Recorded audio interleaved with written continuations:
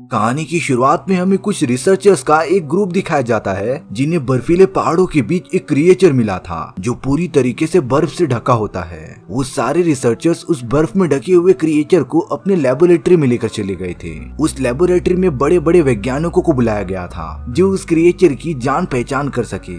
जब वो सारे लोग उस बर्फ को काट कर उसके अंदर देखते हैं तो उसके अंदर कोई क्रिएचर नहीं बल्कि एक आदमी था जो उस जगह पर कई सालों से बर्फ में दफन था। उन रिसर्चर्स ने तो डिसाइड कर लिया था कि वो इस मरे हुए आदमी के बॉडी पार्ट्स को काट कर उन पर रिसर्च करेंगे, लेकिन तभी उन्हें एक शॉकिंग बात पता चलती है। उस आदमी के बॉडी को स्कैन करने पर यह पता चला कि वो तो अभी तक जिंदा है। उसके तो सारे बॉडी पार्ट्स अच्छे से काम कर रहे थे, इसीलिए अब उस आदमी को उठाने के लिए उन रिसर्चर्स ने उसे इलेक्ट्रिक शॉक देना स्टार्ट कर दिया था और अब थोड़ी देर में ही उस आइसमैन को होश आ जाता है। पर वो तो इतने सारे लोगों को मास्क पहना हुआ देखकर काफी घबरा गया था। रिसर्चर्स तो उस आदमी को बेहोशी का इंजेक्शन भी देते रहते हैं, लेकिन वो काफी ज्यादा हिल रहा था। पर तभी स्टैनली नाम का एक रिसर्चर बड़ी स्मार्टनेस दिखाता है। उसने तुरंत ही अपने सारे मास्क उतार दिए थे, जिससे कि जब वो आइसमैन उसे देख रहा था तब वो ज्यादा घबराता नहीं और थोड़ी ही देर बाद वो बेहोश हो जाता है। इसके बाद वो सारे रिसर्चर्स एक साथ मिलकर बातें करते रहते हैं। वहीं पर डॉक्टर डियाना सभी से कह रही थी कि उन्हें इस आदमी के बॉडी पर रिसर्च करना चाहिए, क्योंकि अगर हमें पता चल गया कि बर्फ के अंदर इंसानों को सालों से प्रिजर्व करके रखा जा सकता है तो वो बीमार से बीमार आदमी को बर्फ में कन्वर्ट कर सकते थे, जिससे कि वो कई सालों तक जिंदा रह सके। और अगर फ्यूचर में बीमारी को ठीक करने के लिए मेडिसिन आ गई तब वो उन्हें वापस से बर्फ में से जिंदा कर देंगे। लेकिन स्टैनली इन सारी चीजों से एकदम अगेंस्ट रहता है, क्योंकि उसका मानना था कि उन्हें आइसमैन को उसके ही इन्वायरमेंट में रखना चाहिए, क्योंकि तभी वो उसके बिहेवियर और मेंटालिटी पर नजर रख सकते थे। डियाना और बाकी रिसर्चर स्टैनली की बातें मान लेते हैं और अब उस आइसमैन को एक ऐसी जगह पर रख दिया गया था जो कि पूरा जंगल की तरह लग रहा था। आइसमैन भी जब उठता है तब वो वहाँ की सारी जगह को अपना घर ही मान रहा था। वो तो उसी तरीके से रहने और खाने लगा था जैसा कि वो अपनी जंगलों में किया करता था। एक दिन आइसमैन पानी में नहाता रहता है, पर तभी उसके हाथ में एक लंबी सी पाइप आ गई थी। उसे लग रहा था कि ये कोई बड़ा सा सांप है। आइसमैन उस पाइप को फॉलो करते हुए एक एंट्रेंस की तरफ पहुंचता है, लेकिन आइसमैन ने जैसे ही उस दरवाजे को खोला तब वो दूसरी तरफ लेबोरेटरी के रिसर्चर्स को देख पा रहा था। यानी कि अब आइसमैन समझ जाता है कि उसके साथ धोखा हुआ है और ये उसका कोई घर नहीं है। आइसमैन तो एकदम पागलों जैसा बिहेव करने लगा था। रिसर्चर्स ने आइसमैन को शांत करने के लिए उसके बॉडी में एक ट्रांसक्विलाइजर मार दिया होता है, जिससे कि वो कुछ देर तक बेहोश ही रहेगा। अब बाकी रिसर्चर्स अपने अपने डिसीजन पर आ रहे थे कि उन्हें आइसमैन की बॉडी पर रिसर्च करना स्टार्ट कर देना चाहिए। पर स्टैनली फिर से उन सारे लोगों से एक लास्ट चांस मांगता है। स्टैनली तो अब डायरेक्टली आइसमैन के एकदम सामने आ गया था। आइसमैन तो उसे देखकर थोड़ा सा एग्रेसिव हो जाता है और स्टैनली के ऊपर हमला भी कर देता है, पर वो उसे जरा सा भी चोट नहीं पहुंचाता, क्योंकि आइसमैन को स्टैनली भी उसके ही जैसा दिख रहा था। और अब स्टैनली आइसमैन से बातें करने की कोशिश करने लगता है। वो आइसमैन की भाषा तो नहीं समझ पा रहा था, लेकिन इशारे इशारे में उन दोनों ने काफी सारी बातें की। अब उस जगह पर ऐसे ऐसे वैज्ञानिकों को बुलाया गया था जो उस आइसमैन के लैंग्वेज को डिकोड करने में मदद करे, और अब वो सब इन सारी रिसर्च के अंदर लग जाते हैं। वहीं स्टैनली आइसमैन के साथ अपने रिलेशन काफी अच्छे करता जा रहा था। वो दोनों तो अब जैसे काफी अच्छे दोस्त बन चुके थे।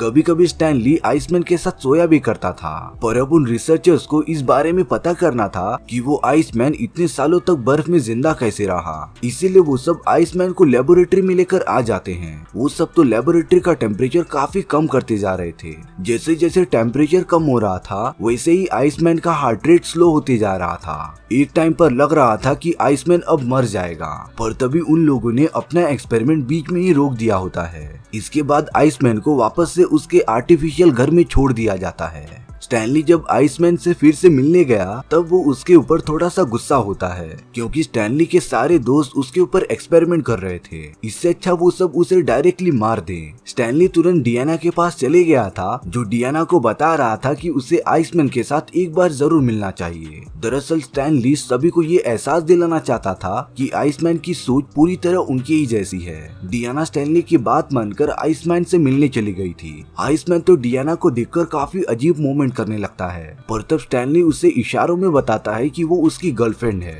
तब जाकर आइसमैन एकदम से शांत हो गया था। आइसमैन पता नहीं जमीन पर एक बड़े से पक्षी का ड्राइंग बना रहा था। सेम वैसा ही ड्राइंग उसके चेस्ट पर भी होता है। आइसमैन तो वहाँ पर अपनी फैमिली को भी बनाकर दिखाता है, जो कि सालों पहले बर्फ के अंदर दबकर मर चुकी थी। पर तभी उनकी फैसिलिटी में एक हेलीकॉप्टर उड़ता हुआ आता है, जिसे अपने ऊपर देखकर आइसमैन काफी अजीब बिहेव करने लगा था। वो तो लगातार उस हेलीकॉप्टर की तरफ भागता ही जा रहा होता है। स्टैनली और डिएना तो ये देखकर काफी शॉक हो गए थे कि आइसमैन पहाड़ों को इतनी तेजी से चढ़ सकता है, यानी कि उसके पास ऐसी एबिलिटीज हो सकती हैं जो नॉर्मल इंसानों के पास नहीं होती। आइसमैन तो उस हेलीकॉप्टर को देखकर तेजी से बेड़ा बेड़ा चिल्ला रहा था। स्टैनली ने उस हेलीकॉप्टर को लैंड करने का कमांड दे दिया होता है, पर स्टैनली को अभी तक पता नहीं चला था कि आइसमैन ऐसा क्यों चिल्ला रहा था। उस हेलीकॉप्टर के जाने के बाद भी आइसमैन तो सिर्फ ऊपर की तरफ ही देखता रहता है। बेड़ा का मतलब पता लगाने के लिए स्टैनली उस जगह के लोकल निवासियों से मिलता है, जिनसे बेड़ा का मतलब पूछने पर वो बताते हैं कि बेड़ा उनका एक बहुत ही प्राचीन पक्षी है, जो कि रिप्रेजेंट करता था देवताओं को।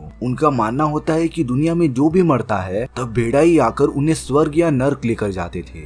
और अब आइसमैन उस हेलीकॉप्टर को अपना स्पिरिचुअल बर्ड समझ रहा था। बहुत रिसर्च करने के बाद स्टैनली ने आइसमैन के बारे में ये पता लगा लिया था कि बहुत सालों पहले जब आइस एज की शुरुआत हो गई थी तब बहुत ही ज्यादा ठंड होने की वजह से वहाँ के लोग मारे जा रहे थे, और तभी आइसमैन ने अपने परिवार वालों को बचाने के लिए उस स्पिरिचुअल बर्ड को खुश करने की कोशिश की थी। उसके लिए आइसमैन एक गुफा में जाकर छुप गया था, जिससे कि वो बर्फ में कन्वर्ट हो जाता है, और अब कई हजारों साल बाद वो वापस से जिंदा हो गया था। ये सारी चीजें होने के बाद तो आइसमैन एकदम से बदल ही गया था। वो तो अपनी बॉडी पर कुछ अजीब चीजें लगाता रहता है, यानी कि वो फिर से खुद की समाधि बनाने वाला था। एक दिन जब स्टैनली उससे मिलकर जा रहा होता है तब आइसमैन ने वो एंट्रेंस देख लिया था जहाँ से लेबोरेटरी के अंदर घुसा जा सकता था। स्टैनली को फॉलो करते करते आइसमैन लेबोरेटरी के अंदर पहुंच जाता है, और अब तो चारों तरफ अलार्म बजना स्टार्ट हो गए थे। आइसमैन अपने सामने आने वाले सभी रिसर्चर्स को घायल करता हुआ आगे बढ़ रहा था, जैसे कि कोई जंगली जानवर अपनी कैद से आजाद हो गया हो। और अब देखते ही देखते आइसमैन उस लेबोरेटरी से बाहर निकल जाता है। इतने टाइम बाद एकदम खुली हवा लेने पर आइसमैन काफी अच्छा फील कर रहा था, पर वो जैसे ही वहाँ पर हेलीकॉप्टर दिखता है तो वो उसे पकड़ने के लिए उसकी तरफ भागने लगा था, लेकिन हेलीकॉप्टर से टक्कर खाने की वजह से आइसमैन तुरंत ही बेहोश हो जाता है। लेबोरेटरी के सारे लोग आइसमैन को पकड़कर वापस से कैद कर देते हैं, और अब की बार उन्होंने ये डिसीजन लिया था कि अब वो आइसमैन की बॉडी पर रियल रिसर्च करना स्टार्ट कर देंगे। स्टैनली ये कभी नहीं चाहता था कि उसके दोस्त आइसमैन की जान जाए, इसीलिए स्टैनली कोशिश करता रहता है कि वो आइसमैन की जान बचा ले। स्टैनली तो अचानक से ही आइसमैन को लेकर उस लेबोरेटरी से बाहर निकल गया था, और अब वो दोनों बिना कुछ सोचे समझे आगे बढ़ते रहते हैं। डिएना और बाकी लोगों को जब इस बारे में पता चला तब वो हेलीकॉप्टर की मदद से स्टैनली की तरफ बढ़ने लगे थे। यहाँ स्टैनली और आइसमैन काफी देर तक चल ही रहे थे, पर तभी उनके बीच में बर्फ की एक बहुत ही बड़ी दरार आ जाती है, जिससे कि वो दोनों अब अलग अलग हो गए थे। और अब उस जगह पर डिएना और बाकी रिसर्चर्स हेलीकॉप्टर की मदद से आ जाते हैं। आइसमैन तो अभी भी उस हेलीकॉप्टर को अपना मिथिकल बर्ड समझ रहा था, जिससे कि वो तुरंत जाकर एकदम से पकड़ लेता है, और अब देखते ही देखते वो हेलीकॉप्टर हवा में ऊंचा उड़ने लगा था। रिसर्चर्स तो आइसमैन को हेलीकॉप्टर के अंदर खींचना चाहते थे, पर आइसमैन ऐसा बिल्कुल नहीं करता। आइसमैन के लिए तो ये हेलीकॉप्टर उसका मिथिकल बर्ड है, और अब वो अपना अधूरा काम पूरा करना चाहता था जो वो सालों पहले नहीं कर पाया था। काफी ऊंचाई पर आने के बाद आइसमैन अपने हाथ छोड़ देता है, और अब तो वो तेजी से एकदम से नीचे गिरने लगा था। स्टैनली को कुछ टाइम तक इस बात का बुरा लगता रहता है कि आइसमैन अब मर जाएगा, लेकिन अब उसे पता चल गया था कि आइसमैन भी यही चाहता था। उसे अपने मिथिकल बर्ड को अपनी जान की कुर्बानी देनी थी ताकि उसके प्रजाति के बाकी लोग सही सलामत रह सकें, और अब आइसमैन की मृत्यु हो जाती है। इसी के साथ हमारी ये कहानी यहीं पर खत्म हो गई थी। सो व्यूअर्स, आपको ये स्टोरी कैसी लगी प्लीज कमेंट सेक्शन में बता दो, और अगर आपको मेरा एक्सप्लेनेशन 1% भी अच्छा लगा होगा ना तो वीडियो को लाइक एंड चैनल को सब्सक्राइब जरूर कर देना, क्योंकि सच में इससे मुझे काफी ज्यादा मोटिवेशन मिलता है आपके लिए इसी तरीके की मजेदार स्टोरीज ढूंढ कर लाने के लिए। तो मिलते हैं नेक्स्ट वीडियो में, सी या।